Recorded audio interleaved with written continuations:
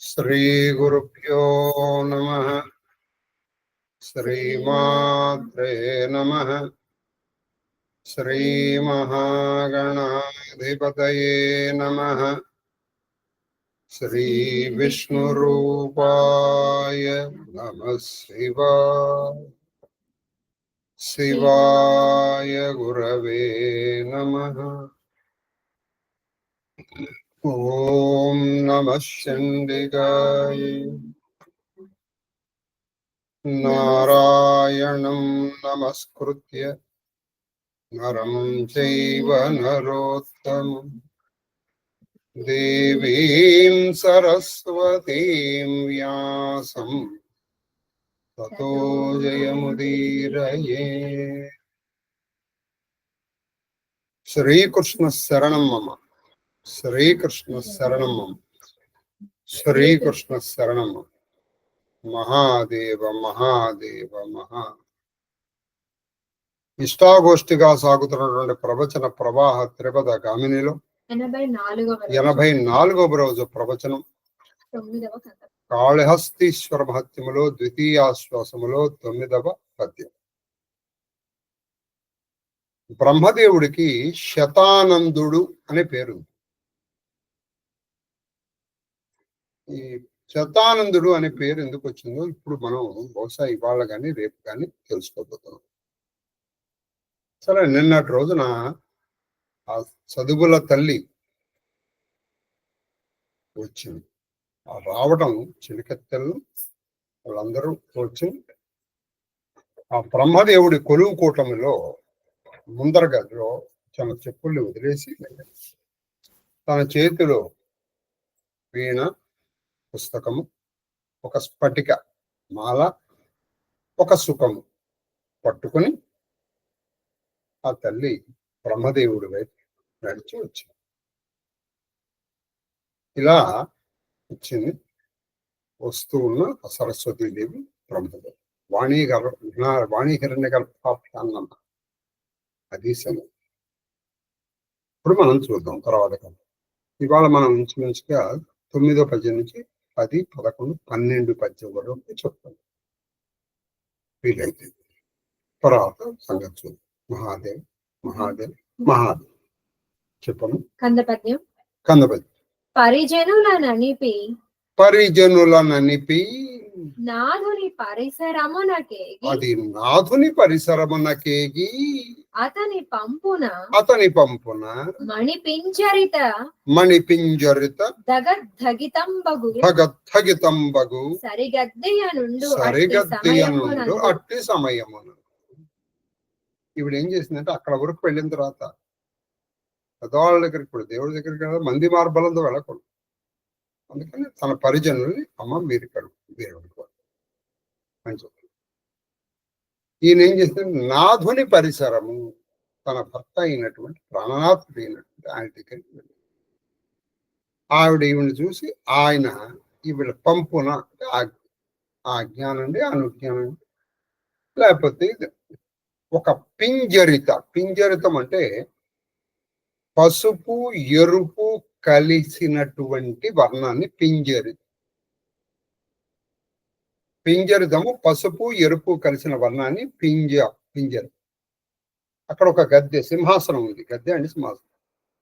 అక్కడ కూర్చో అన్నట్టుగా ఆయన ఒక సంజ్ఞ, ఒక గుర్తుగా చూపించారు. చెప్పు ఉండొచ్చు కూడా. ఈవిడ వెళ్ళి అక్కడ కూర్చో. ఇందులో పింజరితం అంటే చెప్పాను కదా, పసుపు ఎరుపు కలిసిన వర్ణాన్ని. అయితే కొంతమంది సాహితీలు ఈ పరిజనులు అనే మాటని కూర్చొని వాడి ఉండకుండా ఉండాల్సిన అంటారు. ఎందుకంటే స్త్రీలకి పరిజనులు అని చెప్పడం అంత మంచిది కాదు. అయితే ఎందుకనంటే పరిజనులు అంటే కామన్గా అందరూ వస్తారు. ఆవిడ దగ్గర ఉన్నది కేవలం చెలికెత్తు, అంటే స్త్రీలు మాత్రం. వాళ్ళు ఎంత నిశితంగా పరిశీలించారంటే అదేమిటండి, ఒక్క స్త్రీలు లేని పరిజనులు అన్నారు ఏమిటి, వీళ్ళు ఏమన్నారంటే పరిచారికలు అన్నారు. అది ఈయనకి పరిచారికలు అన్న ఇష్టం, ఎందుకంటే వచ్చిన వాళ్ళు దేవతాకాంతలు, వాళ్ళు మరి ఏం కాదు. కాబట్టి కొంతమంది దాన్ని తప్పు పట్టే వాళ్ళు కూడా వాళ్ళకి కూడా ఉన్నారు. అది అయితే ఇక్కడ చెప్పము శీర్షపద్యంలో ఎలా ఉందంటే, ఇప్పుడు ఆ సమయంలో ఏం జరుగుతుందంటే, అలా కూర్చున్నటువంటి సరస్వతీదేవిని బ్రహ్మదేవుడు చూశాడు. చూసేటప్పటికి ఆ సమయమున ఎలా ఉందంటే, మోము పున్నమి చందమామ అది మామి పున్నమి చందమామ వెన్నెలకాయ కెందంబు కెందమ్మి క్రిందు పడెను. అది ఎలా అయిపోయిందంటే, ఆవిడ మోము, ఆ ముఖ చంద్రుడు, ఆ ముఖ చందమామ వెన్నెలలు ఇలా వచ్చేసింది, కాయ వెన్నెలు విరిసింది. దానితో ఈయన యొక్క డెందం అంటే ఈయన హృదయము అనేటువంటి కెందమ్మి అంటే ఎర్రతామర. ఆవిడ తెల్లగా ఉంటుంది, అందుకని తెల్లచంద్రుడు, వెన్నెల తెల్లగా. ఈయన ఎర్రగా ఉంటాడు, అంటే ఈయన కమలం కూడా ఎర్రగానే ఉంటుంది కదా హృదయం, అందుకని ఈయన హృదయ కమలం కింద పడిపోయింది. అయితే దీన్ని కొంతమంది సాహితీవేత్తలు విమర్శ చేస్తూ ఉంటారు. చంద్రుడు వచ్చేటప్పటికి ఈ తమ్మి అంటే ఈ కమలము ముడుచుకుపోతుంది, కింద పడదు. అది ఎలా రాస్తారండి ఈయన అంటారు. సాహిత్యంలో ఎలా ఉంటుందంటే అండి, మనము చెప్పేస్తాం, కానీ వాళ్ళు అలా ఒప్పుకోరు. అయితే ఇందాక నేను చెప్పాను చాలా పరిజనులు, దానికి అసలు మొట్టమొదటి స్టార్ట్ చేసింది నన్నయ్య గారు. అంగనా పరిజనులు అని రాశారు నన్నయ్య, ఎక్కడ మన ఆదిపర్వం. అలాగే దాన్ని కంటిన్యూ చేశారు అందరూ, అదనమాట. అలాగే ఈ భూము పడిపోవటం ఏంటి, చంద్రుడు వచ్చేటప్పటికి కమలం ముడుచుకుపోతుంది కానీ పడిపోదు కదా, మరి ఈయన పడిపోయిందనే సరే అని కొంతమంది విమర్శించే వాళ్ళు. మీకు చెప్పాను కదా, ఇది సర్వంకషమైనటువంటి వ్యాఖ్యే చెప్పబడుతోంది కాబట్టి. అయితే సర్వంకష అంటే ఒక్క వ్యాకరణం తప్ప. వ్యాకరణం వచ్చినప్పుడు నేను ఎగ్గొట్టేస్తున్నాను. ఎందుకు ఎగ్గొట్టేస్తున్నానంటే, ఇప్పుడు వ్యాకరణం ఆ ఒక్కటి చెప్పాను, దానికి తగినటువంటి ఇంకొని చెప్పాలి. అప్పుడు ఏం జరుగుతుందంటే ప్రవచనం బదులు వ్యాకరణం క్లాసు, అందుకని చెప్పాలి. అదొక్కటే నేను ఓవర్లుక్ చేస్తాను. ఓవర్లుక్ చేయడం కావాలని పక్కన పెట్టేస్తాను. తర్వాత నెక్స్ట్, వాలు చూపనియడు వేలుపు రేణి, అది వాలు చూపని వేలుపు రేణి కైదువ ఛాయగట్టు, అది వాలు చూపని వేలుపు రేణి కైదువ ఛాయగట్టు కట్ట అవియపడెను.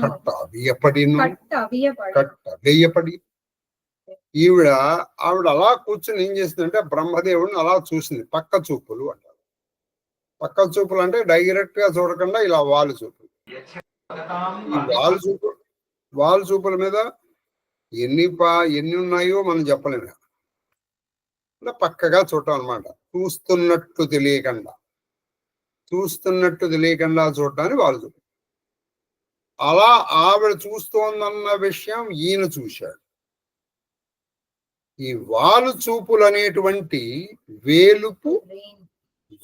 వేలుపు అంటే ఇంద్రుడి యొక్క వేణి అంటే వజ్రాయుధం. ఆవిడ వాలు చూపులు ఎలా ఉన్నాయంటే వజ్రాయుధం లాగా. ఆ వజ్రాయుధం లాంటి ఆవిడ వాలు చూపులు. అప్పటి వరకు బ్రహ్మదేవుడు ఏం చేస్తున్నాడు, మునీశ్వరుల యొక్క శంకల్ని పోగొడుతున్నాడు. అంటే వీళ్ళది మంచి ఏదో మంచి చర్చ జరుగుతోంది, వేదాంత చర్చ, ఉపనిషత్ చర్చ, ఆధ్యాత్మిక చర్చ, ఏదో దైవాత్మ పరమాత్మ ఇటువంటి ఏవో చర్చలు బ్రహ్మాండంగా జరుగుతున్నాయి. కాబట్టి అప్పుడు ఈయన డెందం ఎలా ఉందంటే, ఖైదుగా పర్వత సమానంగా ఉంది. అంటే చెదరట్లేదు, బెదరట్లేదు. కానీ పర్వతానికి రెక్కల్ని నరికేస్తుంది వజ్రాయుధం. అంతవరకు మేరుమంధర సమాన ధీరుడై ఉన్నటువంటి ఆ బ్రహ్మదేవుడి చిత్తము దెబ్బ కొట్టబడి అయిపోయింది. ఎందుకని వాలు చూపులు అనేటువంటి వజ్రాయుధం దెబ్బకి బ్రహ్మదేవుడి మనస్సు అనేటువంటి పర్వతములు కిందకి తోయబడ్డాయి. అంటే ఆయన తన నిగ్రహాన్ని కోల్పోయాడు. ఆ లక్ష్మీనారాయణ గారు అంటూ ఉండేవాళ్ళండి, వస్తోంది అలా కోల్పోతున్నాడు మనవాడు. ఈవిని చూసేటప్పటికి, ఆ ముఖచంద్రుని చూసేటప్పటికే అయిపోయింది, నేను మనసు పడిపోయాను. ఆ వారు చూపులు వేసేటప్పటికి ఈయన ఇక చర్చ లేదు, ఇప్పటి వరకు జరిగిన చర్చ ఆయన మాయా లేదు, ఏం లేదు, ఇంకా అంతా ఆవిడ విగ్రహం ముందర ఈయన నిగ్రహం నీరు గారిపోయింది. ఆ సరస్వతీదేవి నేను మృదు మధుర విగ్రహం ముందర, విగ్రహం అంటే మూర్తి ముందర ఈయన నిగ్రహము సంగ్రహింపబడిందంటే దొంగిలింపబడింది. అర్థమైందండి? అది ఆవిడ అనుగ్రహ కటాక్షం. మరి గ్రహరాశి బాలేదు, అది సంగతి. ఇక విగ్రహం తప్పదు. విగ్రహం అంటే రెండు అర్థాలు ఉన్నాయి. విగ్రహము అంటే మామూలు ఇది, విగ్రహం అంటే యుద్ధాన్ని కూడా విగ్రహం అంటారు. అది సంగతి. చెప్పండి. కొప్పును చీకటి గుంపు కప్పుకొనంగా, అది కొప్పున చీకటి గుంపు కప్పుకొనంగా, తలుపు తెర్వరి త్రోవ త్రెప్పబడింది. ఆవిడ కొప్పులు, ఆవిడ వేణి, ఆ కబరీబంధం ఎంతో అసలు చీకట్లు వచ్చి ఆవిడ యొక్క ఆ వేణీ బంధంలో ఆశ్రయం పొందాయి అన్నట్టుగా మనకి సౌందర్యలహరిలో కూడా చెప్తారు. తనోతు క్షేమం నస్తవదన సౌందర్య హరి పరివాస కునోతు ధ్వం తన్నస్తులిత దళితేంది వరబలం. అంత నల్లగా ఉన్నారు.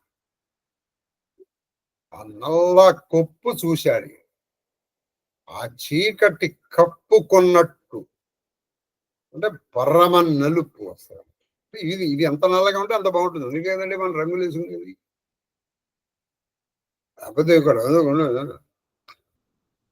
కాబట్టి ఆ నలుపు చూశాడు. చూసేటప్పటికి ఈయన యొక్క తలపులు, అంటే బ్రహ్మదేవుడి తలపు అంటే ఆయన ఆలోచనలు అనేటువంటి తెర్వరి అంటే బాటసారి దారి తెప్పాడు. అప్పటి వరకు ఈయన ఆలోచనలు అనేటువంటి బాటసారి ఎలా ఉన్నాడు? జీవాత్మ, పరమాత్మ, ఆధ్యాత్మికము, విద్య, అందుకని అది ముళ్ళొచ్చి వాళ్ళు ఏమండి సంసారం ఎలా చేయాలని అడగరగాడు. ఏమండి మాకు 2 భార్యలని, ఇద్దరిని ఎలా చేయాలని అని అడగరగా. వాళ్ళు ఏం రహస్యాలు అడుగుతారు? వాళ్ళు అలా అడిగితే ఏమండి దీని గురించి ఏంటి, దాని గురించి ఏంటి, ఉపనిషత్తు ఏంటంటే, బ్రహ్మం అంటే ఏంటి, పరబ్రహ్మం అంటే ఏమిటి, పరబ్రహ్మలో ముఖ్య లక్షణాలు ఏమిటి, దేవుణ్ణి ఎలా పొందటం, ఇవాళ అడుగుతారు. ఇంతవరకు అలా సాగినటువంటి ఈ తలపులు, ఈ ఆలోచనలు అనేటువంటి తెర్వరి అంటే పాటసారి వాడు దారి తప్పి ఇటువైపుకి వచ్చేస్తున్నారు. అయిపోయింది. ఈ 4 రాయంచ నడపుల రాయిడి తాల్మి. రాయంచ నడపుల రాయిడి తాల్మి, అది రాయంచ నడపులు. ఆవిడ హంసవాహన, అంతేకాదు ఆవిడ హంస గమన. అసలు హంసకు కూడా నడకలు నేర్పగలిగినటువంటి ఆ తల్లి రాయంపు నడుపుల రాయిడి అంటే వరబెడ, అంటే ఆ రాయంపు నడకలు అనేటువంటి కత్తి. ఈయన తాల్మి అంటే ఓర్పు అనేటువంటి తామర తూడులు తురుముగా ఈవిడ రాయంచ నడకలు అనేటువంటి ఆ వయ్యారపు నడకలు అనేటువంటి ఒక సుర్రకత్తి.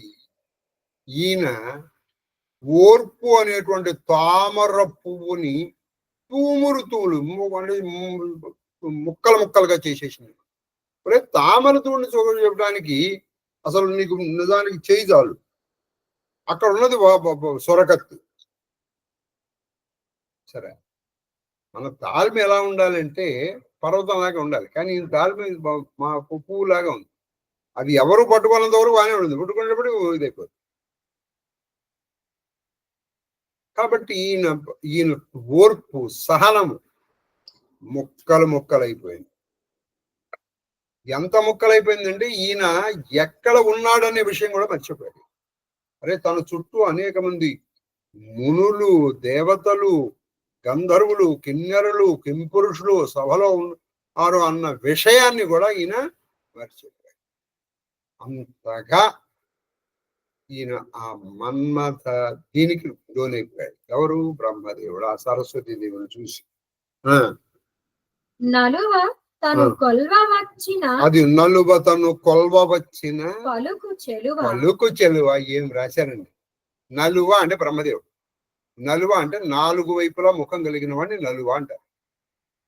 అయితే కొన్ని మాటలండి అలాగే వాడాలి. ఇప్పుడు 4 వైపులా ముఖం కలిగిన నలువాడిని, ఒకవైపే ముఖం కలిగిన ఎక్కువ అంటే అనకూడదు. ఇప్పుడు he had his last breath అంటాం, అంటే వాడు ఆఖరి ఊపిరి తీశాడు అంటే వాడు చనిపోయాడు. అంటే వాడు మొదటి ఊపిరి తీశాడని ముట్టినప్పుడు నువ్వు అనలేవు. ఆ మాట అక్కడే వాడాలి. ఇది అక్కడ వాడాం కదా అని ఇది నువ్వు ఇలా వాడానని వాడకూడదు అంటారు. నలువ అంటే 4 వైపులా ముఖం కలిగిన వాడు. కాబట్టి నలువ తను కొలువ వచ్చిన పలుకు చెలువ అంటే పలుకుల రాణి. ఇప్పుడు వాగ్దేవి కదండి, వాగ్దేవి వాగీశ్వరి కదా. వాగీశ్వరి వాగ్దేవి అనడానికి అత్త తెలుగు మాట్లాడు. పలుకు చెలువ, పలుకులకి తల్లి అయిన, పలుకులకి రాణి అయినటువంటి ఆవిడ ఈవిని కొలవడానికి వచ్చింది. అలా తనని కొలవడానికి, తనని సేవించడానికి వచ్చినటువంటి సరస్వతి దేవిని చూసిన నలువ 4 ముఖాల వాడు. పైగా ఒక ముఖం ఉంటేనే తట్టుకోలేం. ఒక ముఖం అనుకోండి, కొంచెం ఏదో అందరూ చూస్తున్నారని ఇలా తలకాయ తిప్పుకోవచ్చు, కానీ ఇటు తలకాయ తిప్పితే ఇటు నుంచి కనిపిస్తుంది. ఎటు తలకాయ తిప్పలేడు ఆయన తిప్పాల్సిన అవసరమే లేదు. ఎటున్నా ఆవిడ కనిపిస్తుంది. చెలువ మరయుచును, చెలువ మరయుచును వలరాజు చిలుకు ములికి. అది వలరాజు చెలువ మరయుచును. ఆ చెలువను చూసి ఆ వలరాజు అంటే ఆ సౌందర్యాన్ని చూపిస్తుంది. ఆ వలరాజు అంటే మన్మథుడు. వలరాజు చిలుకు ములికి అంటే బాణముల యొక్క పుట్టలు అంటే ఇదే అతనిగా వాళ్ళు పట్ట వేసేస్తున్నాడు ఈ మీద. ఆ బాణ పరంపరలకి బ్రహ్మదేవుడు తట్టుకోలేకపోతున్నాడు. తలకి అంటే బాగా ఆయాసపడి, శ్రమపడి, బాధపడి,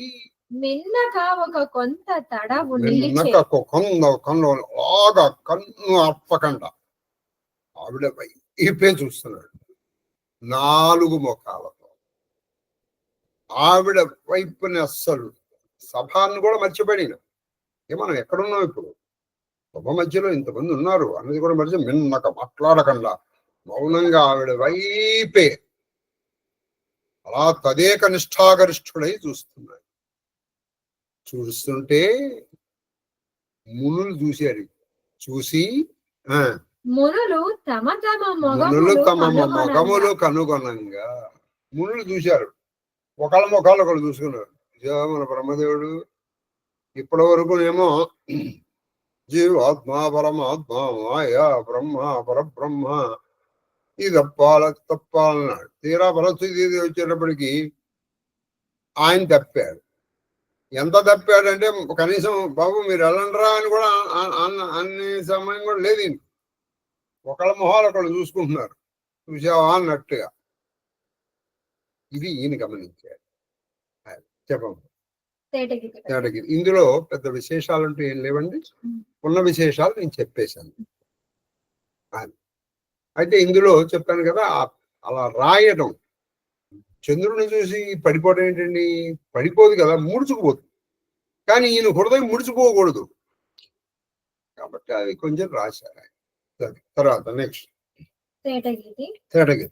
అది యూతాకాంక్షి. ఇలా మునులు ఒకళ్ళ ముఖాలొకళ్ళు చూసుకోవటం బ్రహ్మదేవుడు గమనించి వెంటనే తేరుకుని సభ్యులాహ్లాదమంద అంటే ఆ సభలో ఉన్నటువంటి వాళ్ళందరూ ఆనందపడే విధముగా తగవు తలపోసి అంటే న్యాయము ధర్మము అంటే కొంచెం న్యాయము ధర్మం అంటే ఆ సభా మర్యాద.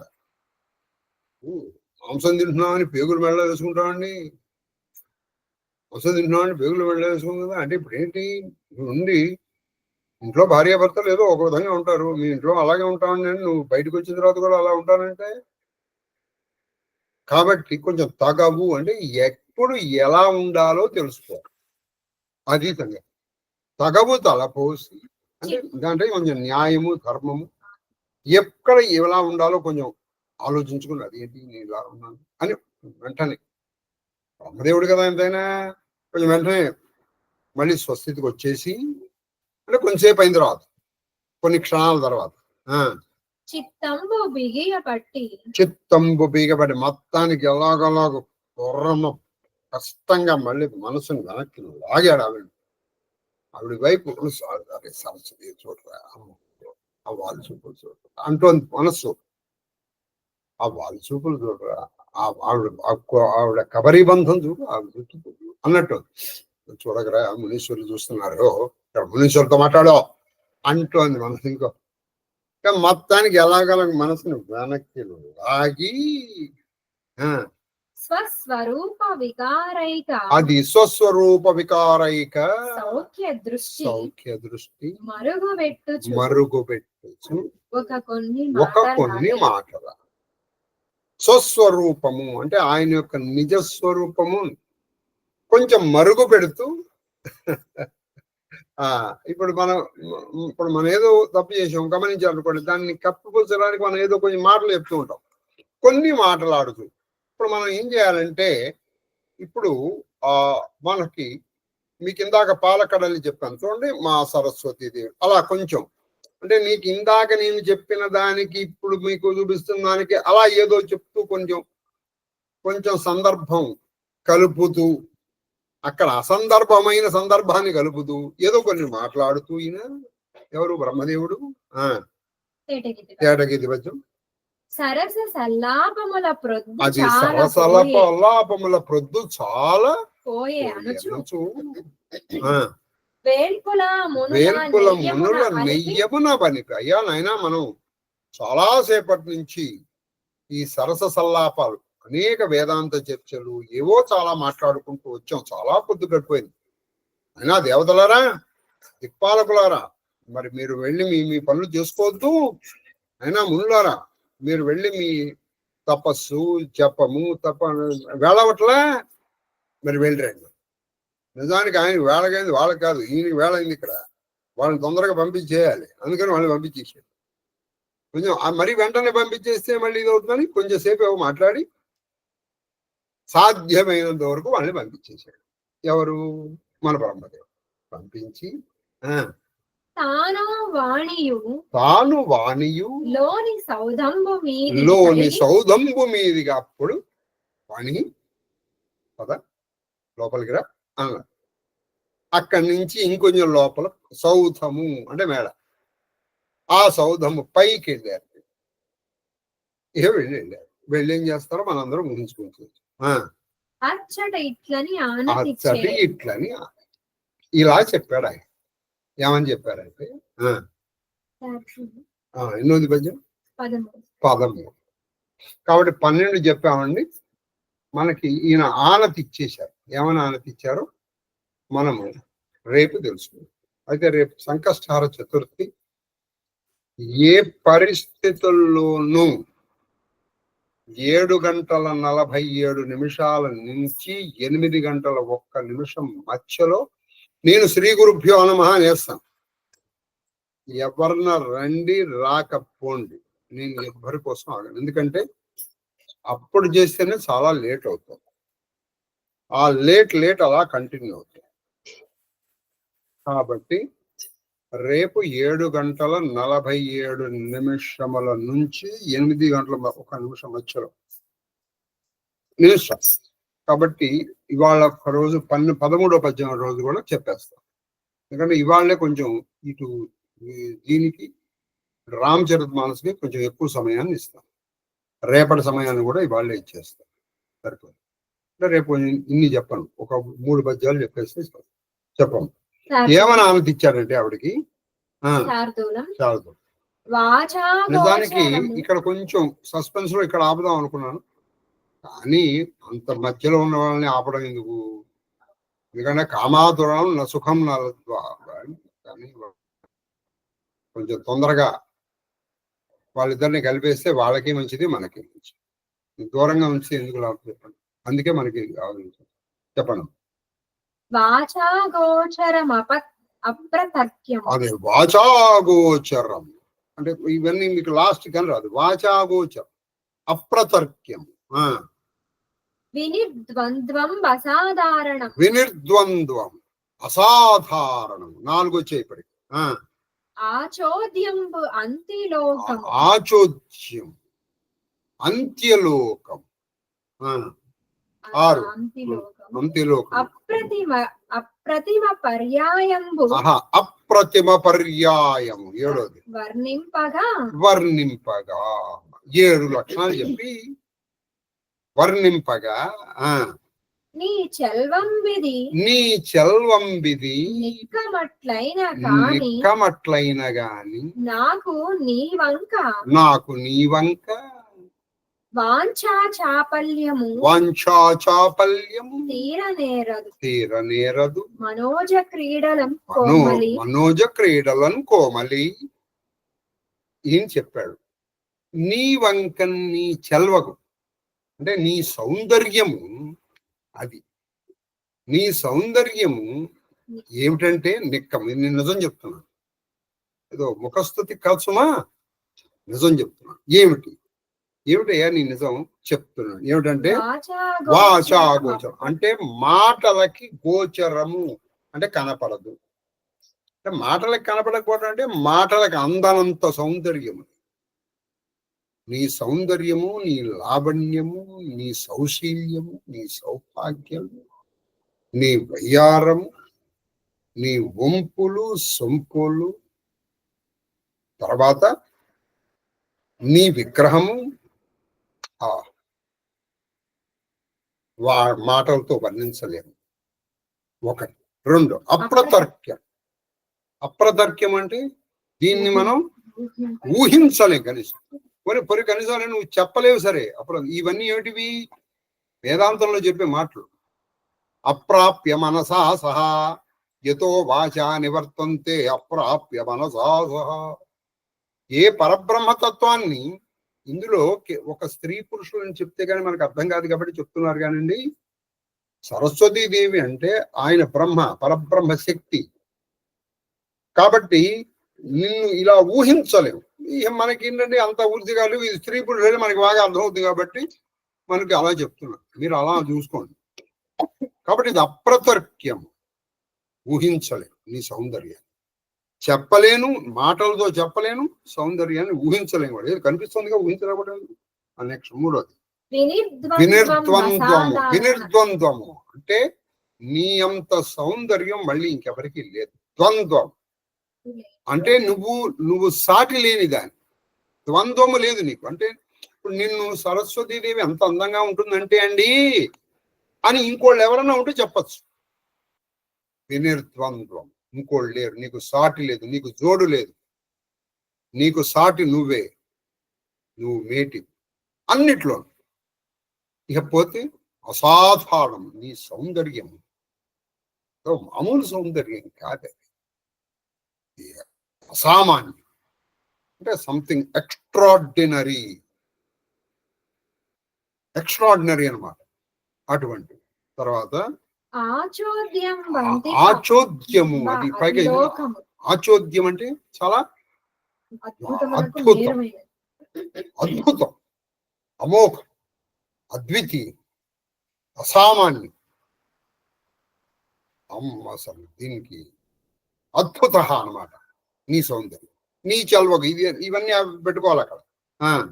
ఇక్కడ ఆచోద్యం అనడానికి అజిషదర్థే అజిషదర్థే అభివ్యాపౌ సీమార్థే ధాతు యోగజే అని అమరంలో చెప్పారు. అంటే అద్భుతము. తర్వాత అతిలోకం, ఇది నీ సౌందర్యము లోకాతీత. అంటే ఇప్పుడు నువ్వు ఏదైనా ఉపమానం చెప్పాలనుకోండి, లోకములో ఉన్నదైతే నువ్వు చెప్పచ్చు, లోకానికి అతీతము. ఇది సత్యలోకానికి అతీతం, అందుకే ఇది పరబ్రహ్మతత్వం. సరే, ఇప్పుడు మనకి ఇలా ఎందుకు చెప్పారంటే, అలా చెప్తే మనకు కొంచెం ఈజీగా అర్థమైపోతుంది. ఎందుకంటే మనకు అంటే ఇప్పుడు మనకి ఏది బాగా అలవాటు అది చెప్పారనుకోండి. ఇప్పుడు మన జీవితాల్లోనే తెలుసు, మన సినిమాల్లోనే చూస్తూ ఉంటాం, వీడు వాడిని దాన్ని వాళ్ళు మెచ్చుకోవడం. ఇలాగే బ్రహ్మదేవుడు కూడా అని అనుకున్నాము, అంతకంటే తప్పులేదు, అంతకంటే పొరపాటు ఇంకోటి ఉండదు. కానీ అలా అనుకుంటే కొంతవరకు మన ఆస్వాదించడం వరకు బాగానే ఉంటుంది. కానీ అంత పరబ్రహ్మకి లక్షణాలన్నీ ఈవిడికి ఈయన చెప్తున్నాడు. చెప్పి అప్రతిమ అంటే నీకు ప్రతిమ సాటి సరిలేరు. అప్రతిమ పర్యాయం. నిన్ను వర్ణించాలంటే ఏది, ఎలా వర్ణిస్తాం? వాక్కులతో వర్ణించలేము, మనస్సుతో ఊహించలేము. అసాధారణము, అతిలోకము, అద్భుతము అయినటువంటి నీ సౌందర్యము. అటువంటి నీతో నేను, ఓ సరస్వతి, ఓ శారద, ఓ వాణి, సెలవుది నీ మనోజ నిక్కమ. అలా అందుకని కాబట్టి అట్లయినా గాని నాకు చాపల్యం. అందువల్ల ఎన్నోసార్లు మన ఇద్దరం కలిసి ఉన్నాం, కానీ నీ పట్ల నాకున్నటువంటి వాంఛా చాపల్యం అంటే కోరిక వల్ల కలిగినటువంటి చపలత్వం అది తీరట్లేదు. తీరదు. ఎందుకు తీరదంటే ఎన్నోసార్లు కలిసాంగా, అయినా కాదు తీరదు. మనోజ క్రీడలు ఎన్నోసార్లు మనం మనోజ క్రీడలు, మన్మథ క్రీడ, రతి క్రీడల్లో, కానీ ఏ రోజుకి ఆ రోజే, ఏ సారికి ఆ సారే, ప్రతిసారి నిత్యనూతనముగా అది కీలదాను. అందుకే ఇప్పుడు నువ్వు వచ్చేటప్పటికి నేను సభలో ఉన్నానన్న విషయాన్ని కూడా మరిచిపోయి నిన్ను నేను తన్మయత్వ భావంతో చూశాను. అది ముందు కూడా గమనించారు. వాళ్ళు గమనించారని వాళ్ళని పంపించేసి మన ఇద్దరం ఈ మేడ మీదకి వచ్చి, ఇప్పుడు నువ్వేం చేస్తావంటే, ఏం చెప్పారో రేపు, అరే కొంచెంసేపు ఆమెను పొగనండి, డైరెక్ట్గా యాక్షన్లోకి దిగితే ఏం బాగుంటుంది చెప్పండి. మన ప్రీ ప్లే ఉండాలి ముందర ఇప్పుడు కూడా. అసలు ప్లేలో ఏం ఉండదు, ప్రీ ప్లే, ఫోర్ ప్లే. ఇంతకంటే చెప్పడం బాగున్నది కాదు. కాబట్టి మనం ఇప్పుడు బ్రహ్మదేవుడి దగ్గర నుంచి రాముడి దగ్గర, ఈ దంపతుల దగ్గరికి వెళ్దాం. వాణి హిరణ్య భావం అయితే ఇటు సీతారాముల దగ్గర, వీళ్ళు అటువంటి వాళ్ళు. మొత్తానికి మనం 13 పద్యాలు చెప్పుకోవడం జరిగిందని. రేపు ఖచ్చితంగా 3 పద్యాలు అంటే 14, 15, 16 చెప్పేసుకుని మహాదేవ్ మహాదేవ్ మహాదేవ్ చెప్పు.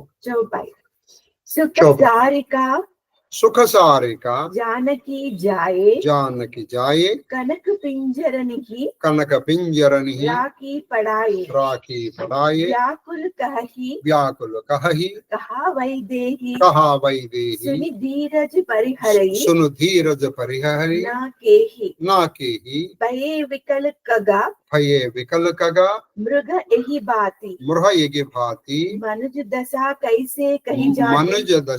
कैसे कही कही जाती बंधु समेता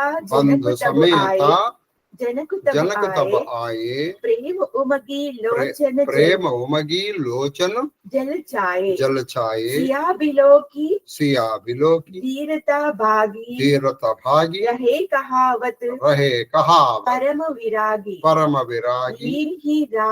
लीन ही राया उरलाई जानक मिटी महामर जाता ज्ञान की समझावत सब सचिव सयाने सचिव सयानी कीन्ह विचारू विचार अवसर जाने अवसर जाने बार सुता उरलाई सजी सुंदर पालकी మగాయి బంగారు పంజములలో ఉంచబడి జానకి దేవి కడ మాటలు నేర్చుకునే చిలుకలు గోరువంకలు వైదేహి ఎక్కడ అని పలుకసాగినవి. ఆ బంగారు పంజరంలో సీతమ్మ కొన్ని గోరువంకల్ని చిలుకల్ని పెంచుకుంది. కానీ వాళ్ళు ఇప్పుడు ఏది వైదేహి ఏది సీతమ్మేది అంటున్నాయట పాపం. ఇది విని మనశ్శాంతిని ఎవరు కోల్పోరు? అది ఈ మాట వినేటప్పటికి మనశ్శాంతి కోల్పోరండి. పశుపక్షాదులే ఈ విధముగా వ్యాకుల పడుచున్నప్పుడు ఇక మనుషుల సంగతి చెప్పనేలా? పశుపక్షాదులే ఇలా సీతమ్మ వెళ్ళిపోయిందని బాధపడుతుంది. ఇక మనుషుల సంగతి ఏం చెప్తాను చెప్పండి. జనకుడు తన సోదరుడైన కుశధ్వజునితో పాటు అతడికి వచ్చాను. అది మనుషులు తన కుశధ్వజుడైనటువంటి తన సోదరుడితో పాటు జనకుడు కూడా అక్కడికి వచ్చాడు. ప్రేమాతిరేకమున అతని కళ్ళు చెమ్మగిల్లాడు. ప్రేమాతిరేక అతని కళ్ళు చెమ్మగిల్లేపం విధేయుడైనాడు. విధేయుడు అంటే అసలు ఈ బంధం ఏది లేదు కదండి. అయినా కూడా ఆయన కళ్ళు చెమ్మగిల్లి.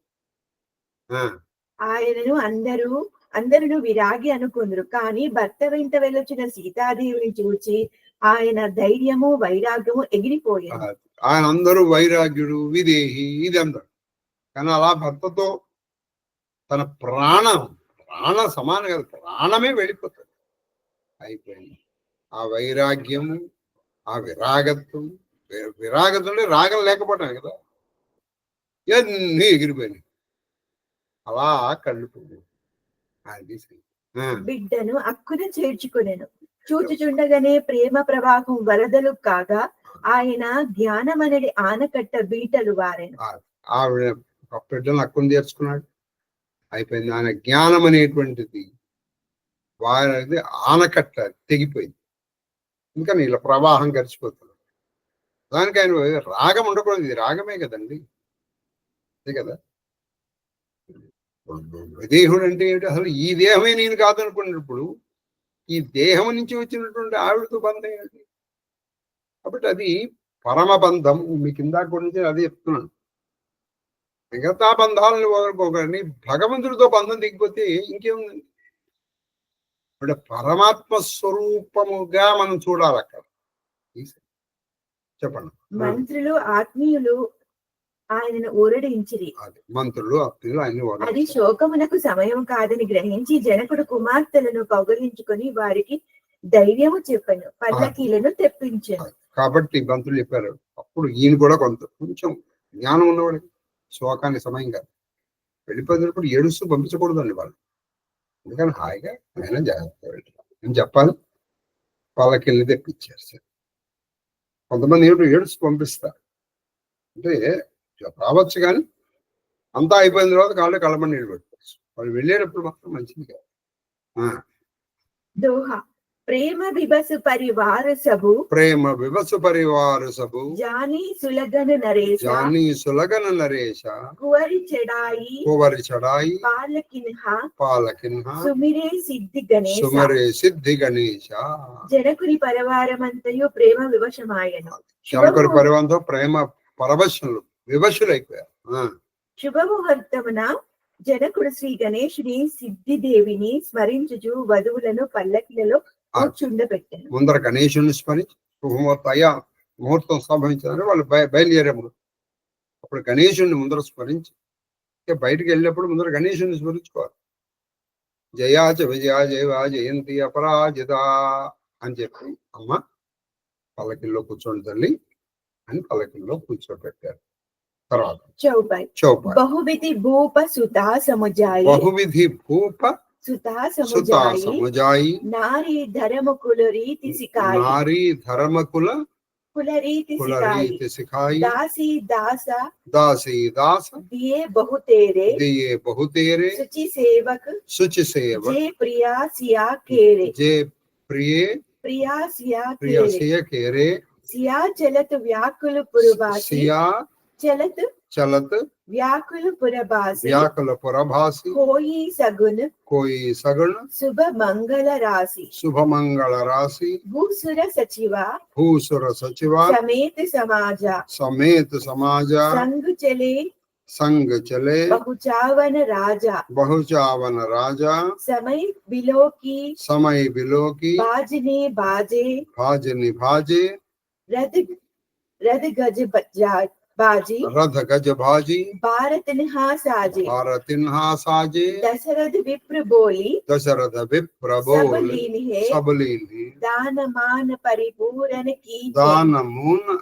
परिपूर्ण कीन है चरण सरोजा दूरी दर्शीसा मुदित महीपति पाई असीसा सुमिर गजानन कीन पयाना मंगल मूल सगुन భయనాన జనక మహారాజు తన బిడ్డలకు పెక్కు విధముల ఉపదేశములు ఇచ్చారు. అది ఆయన చాలా ఉపదేశం చేశారు. అమ్మా బాగుండండి, మా అత్తమామలను చేరించండి, భర్తను అనుగమించండి, అలా స్త్రీ ధర్మములను వంశ సంప్రదాయములను బోధించారు. స్త్రీ ధర్మాలు చెప్పారు, వంశ ధర్మాలు. అమ్మా మన వంశం ఎటువంటిదో తెలుసా, ఇవి చెప్పాలండి. అది సీతాదేవికి విశ్వాస పాత్రులైన దాసి జనులను ఆమెతో పాటు పంపేది. అది ఆవిడకి బాగా విశ్వాస పాత్రులైనటువంటి కొంత దాసదాసీలు కూడా పంపారు. సీతాదేవి భర్త వెంట అత్తవారింటికి ప్రయాణమైనప్పుడు నగరవాసులు వ్యాకుల పాటనకు లోనైరి. వాళ్ళు నగరవాసులు కూడా వ్యాకులు పడ్డారు. శుభ శకునములు మంగళకరములైన చిహ్నములు గోచరించారు. మంచి శుభ శకునాలు కనిపించే వీళ్ళు వెళ్తుంటారు. అలాగే మంగళకరమైనట్టు వీళ్ళు వెళ్తుంటే ఎవరైనా పువ్వులు తీసుకురావటం, ఇలా కొంచెం ఒక ముత్తైదువులు ఎదురు రావటం, ఇటువంటి బ్రాహ్మణులతో మంత్రులతో ప్రజలతో కలిసి జనకుడు కొంత దూరం వారిని అనుగమించారు. బ్రాహ్మణులతో కొంత దూరం వెళ్ళారు. ఆసీమాంతం వ్రజేతని అంటే మన సీమ, అంటే మన రాజ్యం హద్దు వరకు, అందుకని ఏటి వరకు పడమని చెప్తారు. బాజా భజంత్రీలు మ్రోగేను. అది బాజా భజంత్రీలు మోగే. రథగజ తురగములు అలంకరింపబడెను. దశరథుడు బ్రాహ్మణులందరికీ దానములను ఇచ్చి వాళ్ళని సంతోషపరిచారు. వారి పాదధూళిని శిరమును దాల్చి వారి నుండి ఆశీస్సులను పొందెను. ఏది దశరథులందరి వాళ్ళ పాదధూళిని తీసుకుని అది శిరమును వేసుకుని వాళ్ళ ఆశీర్వాదం. శ్రీ గణేశుని స్మరించి ప్రయాణమయ్యారు. ఆయన కూడా గణేశుని ప్రార్థించాడు, ఈయన కూడా గణేశుని స్మరించి. కాబట్టి మనం కూడా ఎక్కడన్నా వెళ్తుంటే గణేశుని స్మరించాలని. అది భాద్రపద మాసంలో, అది కూడా సంకర్షణలో గణేశుని స్మరణ వచ్చింది చాలు. సుర ప్రసూన వర్షై హర్షి కరహి అపచరా గాన చలే అవధిపతి అవధపుర్ ముదితా బజాయి నిశాన దేవతలు హర్షముతో పుష్పములను వర్షించిరి. అప్సరసలు పాడిరి ఆడిరి, నగారాలు మ్రోతలు అనుసరింపగా దశరథుడు సంతోషముతో అయోధ్య నగరమునకు బయలుదేరాడు. అసలు బయలుదేరాడు. ఎలాగంటే దేవతలు పుష్పవృషించారు, అప్సరసలు ఆడారు, గంధర్వులు పాడారు, నగారాలు మోగే, దుందుకులు మోగే, శుభశకునాలు కనిపించే దశరథుడు అయోధ్యకు బయలుదేరాడు. తర్వాత నృపాకరి వినయ్ మహాజన్ ఫేరే వినయ్ మహాజన్ ఫేరే సాదర సకల్ మాగనే ఠేరే భూషణ బసన బాజీ గజ దీన్ హే ప్రేమ पोशी टाडे सब कीन बार बार बिरदावली बाशी फिरे सकल राम ही उरुराकी बहुरी कौशलपति कहि जनक प्रेम बस फिरई ना चहही मुनि कहा भूपति वचन सुहाए फिरई महिषा फिरई महिषा फिरई महिषा दूरी बड़ी आए दूरी बड़ी आई राव बहोरी हाँ? राव राव बहोरी उतरी भये टाड़े उत्तरी भये टाड़े प्रेम प्रवाह प्राम प्रवाह विलोचन बाड़े विलोचन भाड़े तब विदेह बोले कर जोरी वचन स्नेहा सुधा सुधा जन भोरी करौ कवन विदई बनाई महाराज मोही दीन ही बड़ाई దశరథుడు బ్రాహ్మణులను ప్రముఖులైన పురజనులను ప్రజలను అనునయించి సాదరముగా వెనుకకు పంపెను. అది ఆయన అనునయించి, అయ్యా జనకుణ్ణి ఇంకెంత దూరం వస్తారు బావగారు, అయ్యా బ్రాహ్మణోత్తములారా మీరు ఇంకెంత దూరం వస్తారు, చాలు మీరు ఇంత దూరం వచ్చారు, చాలు దయచేసి మీరు వెళ్ళండి, దయచేసి మీరు వెళ్ళండి అలా చెప్పారు. సంప్రదాయమును అనుసరించి వారి వారికి తగినట్లుగా సొమ్ములను వస్త్రములను గుర్రములను ఏనుగులను ఇచ్చి అందరినీ సంతృప్తి పరిచారు. ఆ వెళ్ళేటప్పుడు కూడా మళ్ళీ అక్కడ ఆగి అసిమంది సంప్రదాయాన్ని అనుసరించి కొంతమందికి వస్త్రములు, కొంతమందికి ఏనుగులు, కొంతమందికి గుర్రాలు, కొంతమందికి ఆవులు, కొంతమందికి బంగారు, కొంతమందికి ఏదో వారి వారికి ఎవరెవరికి ఏదేది ఇవ్వాలో అవన్నీ వాళ్ళకి ఇచ్చేసారు జనకుడు. వారు రాజుని పదే పదే పొగుడుచు శ్రీరాముని తమ హృదయముల యందు నిలుపుకొని వెనుకకు మరలిరి. మొత్తానికి ఆ రాజుని ప్రశంసిస్తూ దశరథుడు ఆ శ్రీరాముడిని మనసులోనే పెట్టుకుని కాళ్ళు రావట్లేదు వెనక్కి, కానీ ఎలాగో కాళ్ళు రావట్లేదు, మనసు రావట్లేదు, ఇక రాక తప్ప అలా వెనక్కి వచ్చారు. దశరథుడు ఎంతగా చెప్పినను జనకుడు ప్రేమవశమున మరలిపోలేకపోయాను. ఆయన ఎన్నోసార్లు చెప్పాడు, బావగారు ఇక వెళ్ళండి, కాస్త వరకు వస్తారు, ఇంకొంచెం బావగారు వెళ్ళండి, అయ్యో ఇంకొంచెం వస్తారు, అలా కానీ ఆయన వెళ్ళలేకపోతున్నారు. దశరథుడు రథము దిగి మర్యాదగా ఇట్లనెను, మహారాజా మీరు చాలా దూరం వచ్చితిరి, ఇక నేను మరలిపోండు. ఆయన కన్నులో నీరు నిండెను. దశరథుడు రథం దిగిపోయాడు, ఆయన కూడా వెనకాల అయ్యా ఇంకెంత దూరం వస్తారు బావగారు, అప్పుడు దయచేసి వెళ్ళండి అనేటప్పటికి ఆయన కళ్ళమటి నీళ్ళు వచ్చేసి ఇద్దరు కళ్ళమట్లు. అప్పుడు జనకుడు చేతులు జోడించి ప్రేమామృత వచనములు ఇట్లు పలికెను, మహారాజా మీరు నాపై అమిత గౌరవమును చూపితిరి, ఆ రుణ భారమును నేను ఎట్లు తీర్చుకొనగలను. జనకుడు అన్నాడు, అయ్యా మీరు ఎన్నో గౌరవం చూపించారు, ఆ రుణాన్ని నేను ఎలా తీర్చుకోను. నిజంగా అండి మనకి ప్రేమించే మనుషులు దొరకడం చాలా కష్టం. ఆ దొరికిన వాళ్ళు దూరం చేసుకుంటే అంతకంటే దురదృష్టం ఉంటుంది.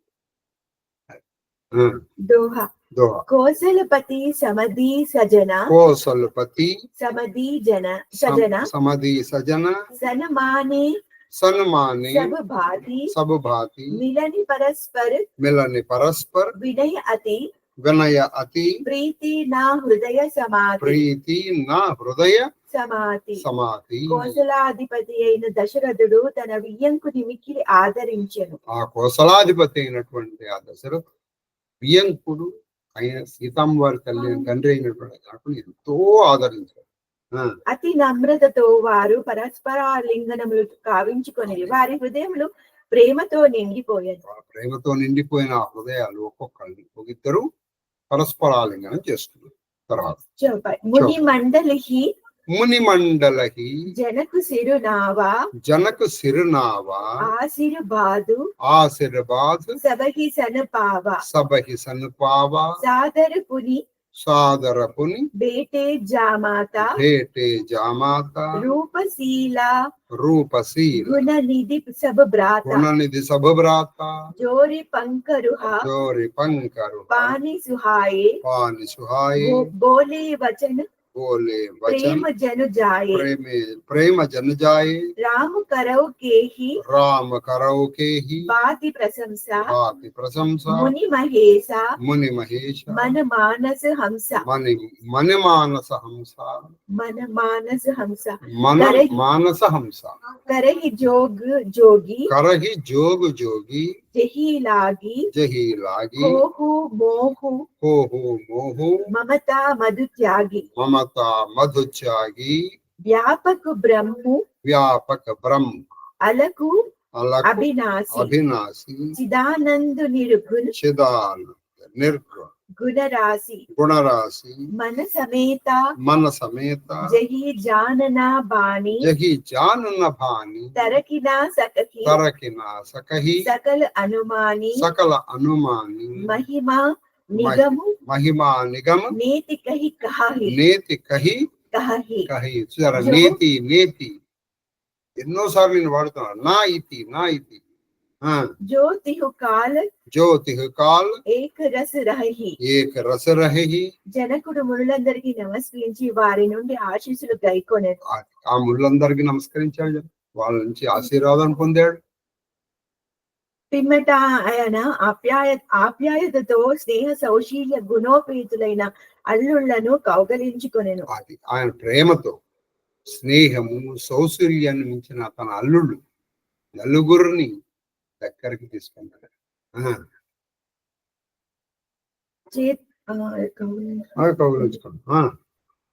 చేతులు జోడించి ప్రేమ భరిత కంఠముతో ఇట్లా నేను వాళ్ళకి చేతులు అల్లుడితో చెప్తున్నాడు, నైనా మాకు కూతురుని జాగ్రత్తగా చూసుకున్నాను. ఓ రామ, నేను ఏ విధముగా మిమ్మ కొనియాడగలను? అది నిన్ను మిమ్మల్ని ఏ విధంగా ప్రశంసించగలను? మీరు మునుల యొక్కయు మహాదేవుని యొక్కయు మనసులనేది సరోవరముల యందు సంచరించడి హంసలు. మీరు ఎటువంటి వాళ్ళంటే నాయన, మునులు మహాదేవుడైన ఆ పరమేశ్వరుడి మనస్సు అనే సరోవరంలో సంచరించే హంస. అటువంటి మిమ్మల్ని నేను ఎలా కొనియాడగలుగుతాను? మీ కొరకు యోగులు కామ క్రోధ మదములను త్యజించి యోగ సాధన చేయుచున్నారు. మీకోసం, కేవలం మీకోసం, మిమ్మల్ని పొందడం కోసం కామ క్రోధ లోభ మద మోహ మాత్సర్యాలను త్యజించి జపతపోనుష్ఠానములతో మిమ్మల్ని పొందాలని నిరంతరం ప్రయత్నం చేస్తుంది. ఎవరు? యోగులు. నీవు సర్వవ్యాపివి, నువ్వు సర్వవ్యాపి, అంతటా ఉన్నవాడివి, పరబ్రహ్మవు నువ్వేనా. అవ్యయుడు అంటే ఎప్పుడు తరగని వాడివి. అందరూ అగోచరుడు అంటే కనపడని వాడివి. గోచరం అంటే కనపడ, దుర్గోచరం అంటే కనపడలేదు. అంటే ఇదేంటంటే కనిపిస్తున్నాడంటే ఊరే నాయన, ఈ కనిపించేదే రాముడు కాదురా, కనిపించేదే రాముడు నువ్వు అనుకుంటే ఎట్లా? అంటే ఈ చరాచర సృష్టిలో ప్రతి అణువు ఉన్నటువంటి వాడు. చిదానంద స్వరూపుడు, నిర్గుణమైనను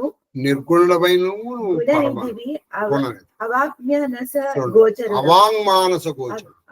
అంటే వాక్కుతో గాని మనస్సుతో గాని నిన్ను చూడండి. అదే ఆవిడ చెప్పాడు చూసారా, ఇప్పుడు చక్కగా వచ్చింది చూడండి. ఈవిడ సరస్వతీ దేవి గురించి బ్రహ్మదేవుడు చెప్పాడు, నేను వాక్కుతో చెప్పలేము, నువ్వు అతర్క్యమో చెప్పాడు. అదేంటంటే వాక్కులో ఎదుర్కొన్నా నువ్వు చెప్పలేవు. ఓ సరస్వతి, నువ్వు ముక్కు చక్కగా సంపెంగలాగా ఉంటుంది అంటే ఏంటి? సంపెంగ అంటే నీకు తెలిసింది చెప్పేస్తున్నావు. నీ కళ్ళు కమలాల్లాగా ఉంటాయి, నీ ముఖం చంద్రుడిలాగా ఉంటుంది, నీ చేతులు ఏనుగు తొండాలలాగా ఉంటాయి, నీ కంఠం శంఖంలాగా ఉంటుంది. ఏవో మన కవులు చాలా చెప్పారు కదా. దొండపండులాగా ఉంటుంది నీ పెదవులు,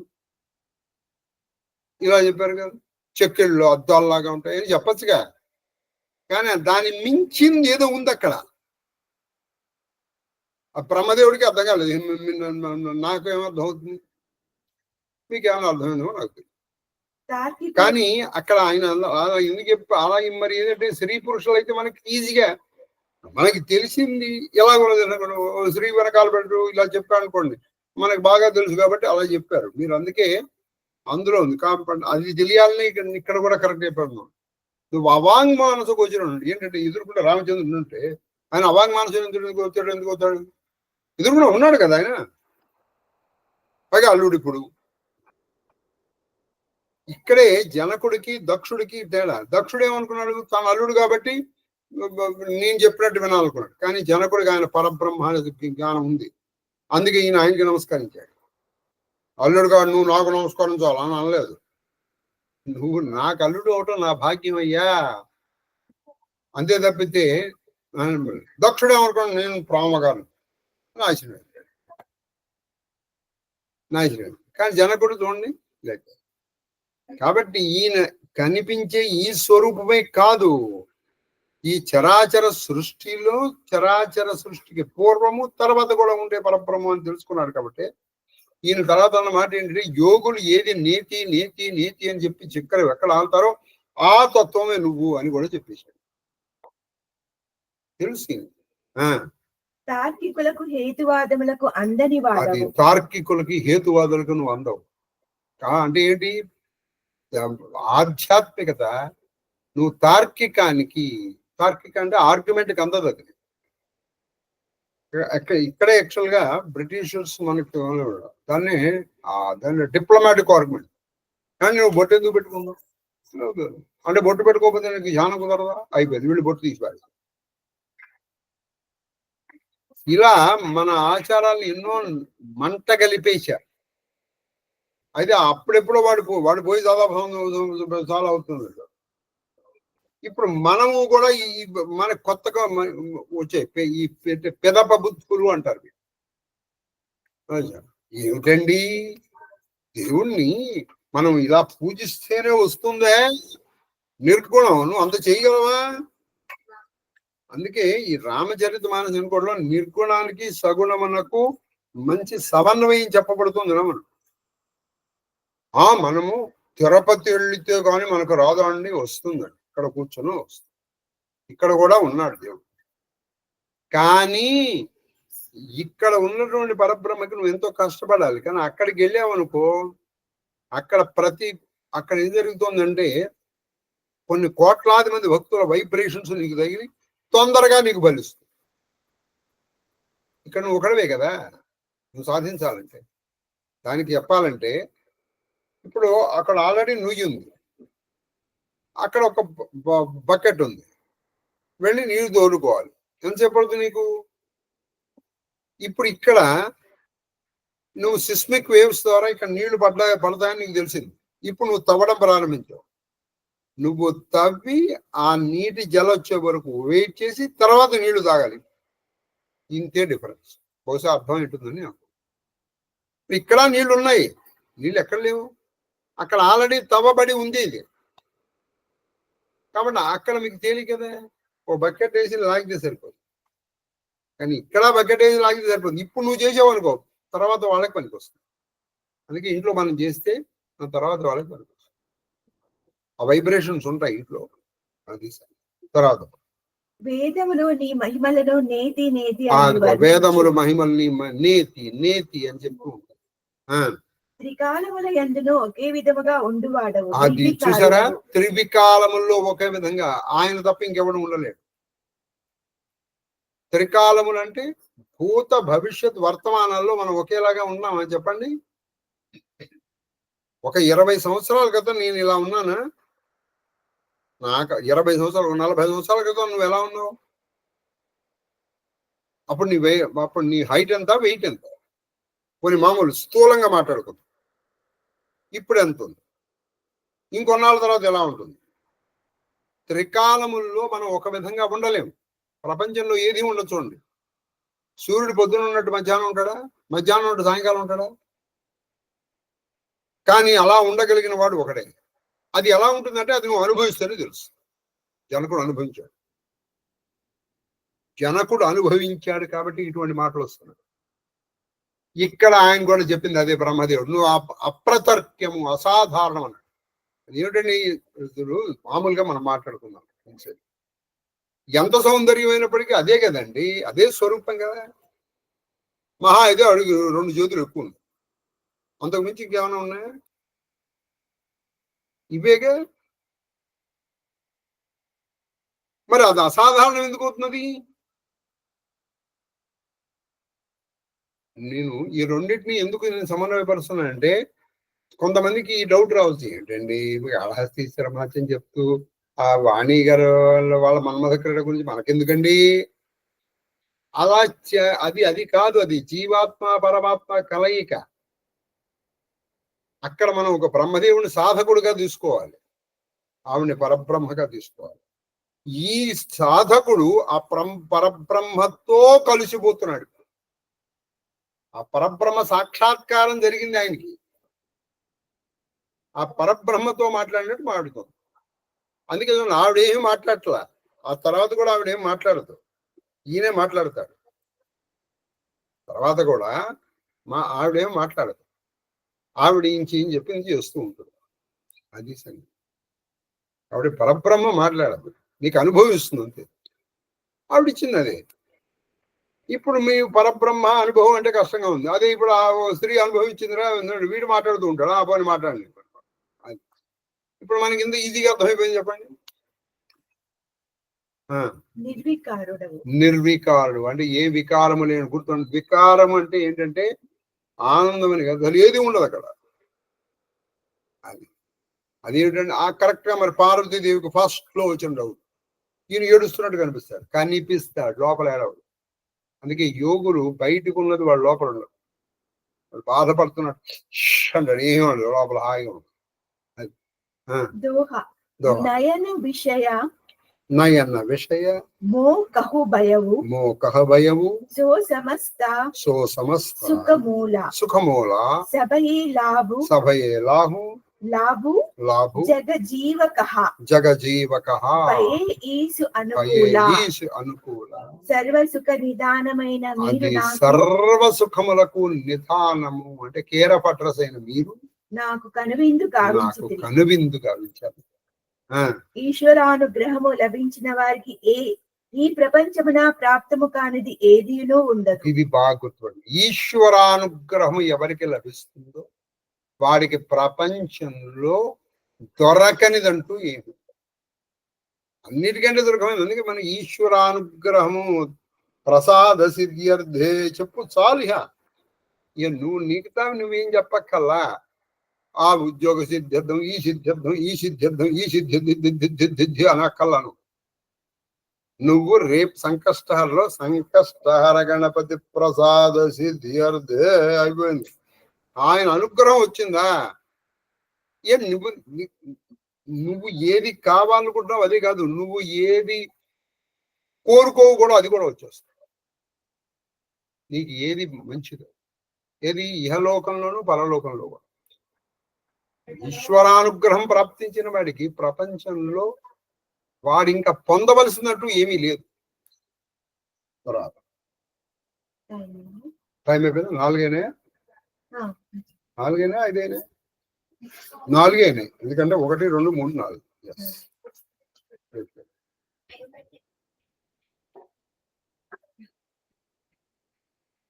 ఎన్నోదమ్మా పేజీ? ఎన్ని పేజీలు? 266 అంటే ఎన్ని పేజీలు చెప్పండి?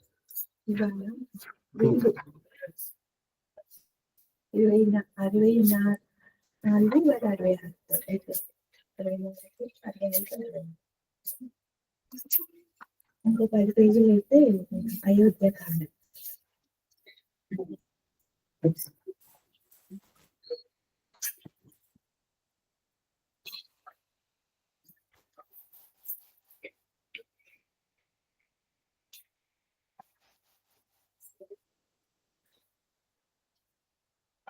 ఎవరు పెట్టరా? ఎవరు పెడుతున్నారు?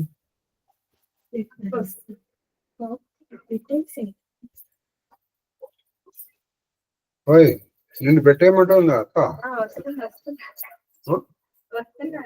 ఎవరు వస్తున్నారు? నిన్ను పెట్టేయమంటుందా?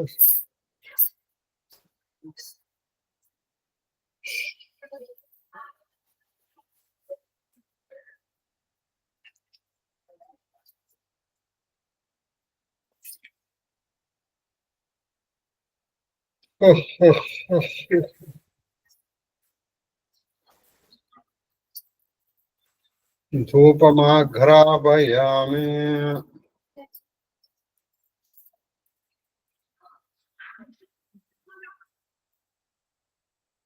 दीपं दर्शयामि धूपदीपानन्तरं शुद्धाजमन्मत्तयामि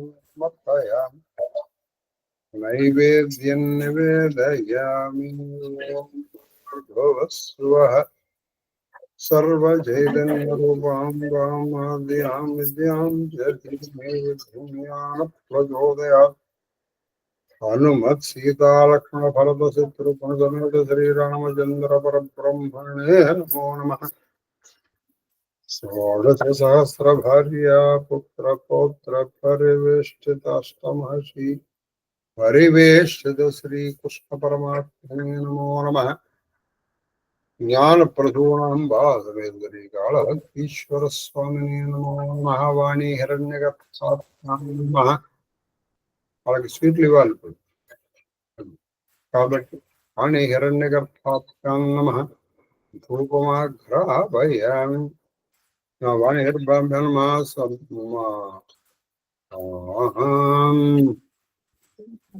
మధుర మధుర పదార్థ నివేదయామి.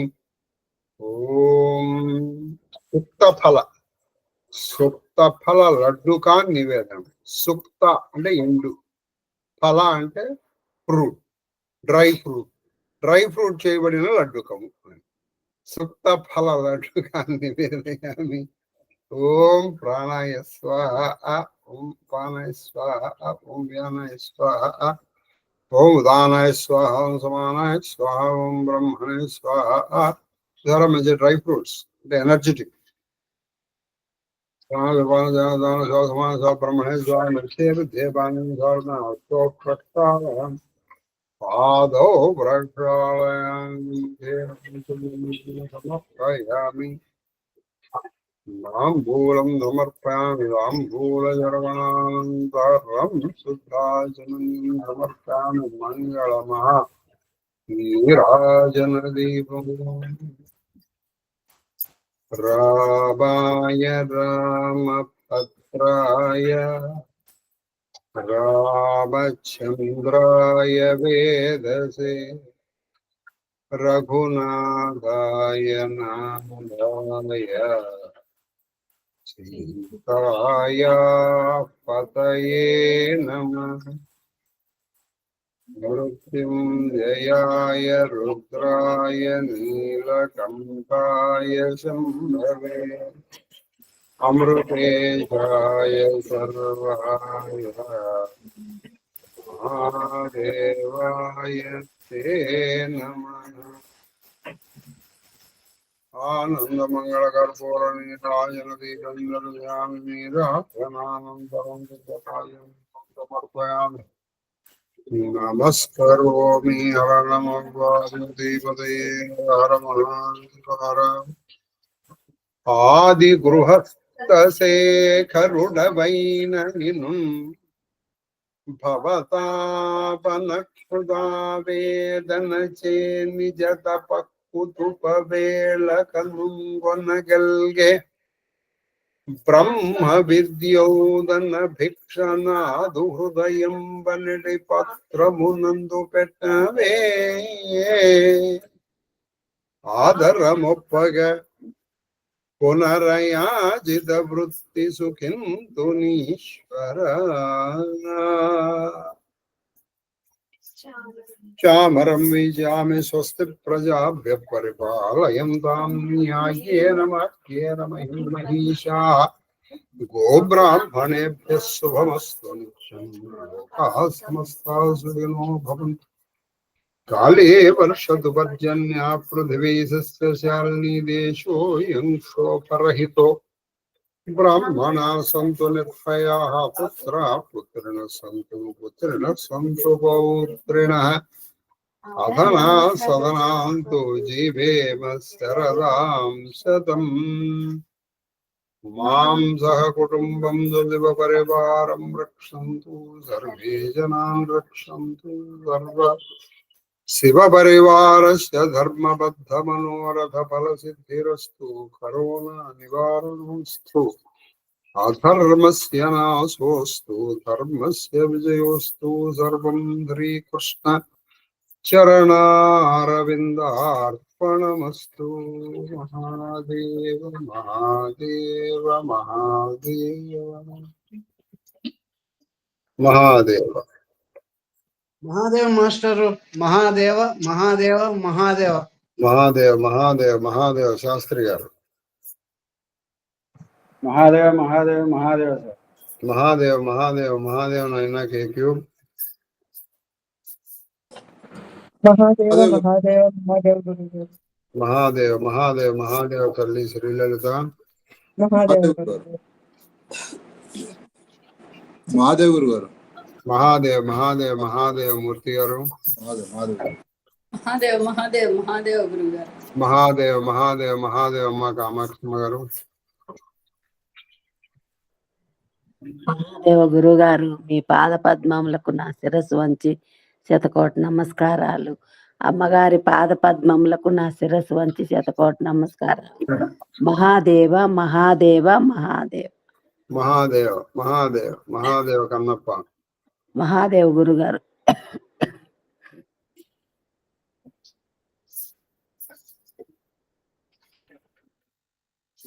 అయ్యా, మీకు నిన్న లక్ష్మీ సరస్వతి సంవాదం ఒకటి వినిపించాను, గుర్తుండాలి. అలాగే రేపు బాగా గుర్తుపెట్టుకోండి, సంకష్టాల చతుర్థికి వచ్చేటువంటి వాళ్ళకందరికీ చెప్పండి, 7:47 నుంచి 8:01 ప్రారంభం. శ్రీ గురుభ్యో నమః అనేసేయటం. అది మొత్తానికి మనం 9:15 కల్లా వ్రతం పూర్తి చేసుకుంటే అట్లీస్ట్ 9:30 పావుతొక్క 10 లోపల భోజనాలు కూర్చుంటే తొందరగా వెళ్ళిపోవచ్చు. అది మహాదేవ్ మహాదేవ్ మహాదేవ్. ఆప్షన్ చిన్న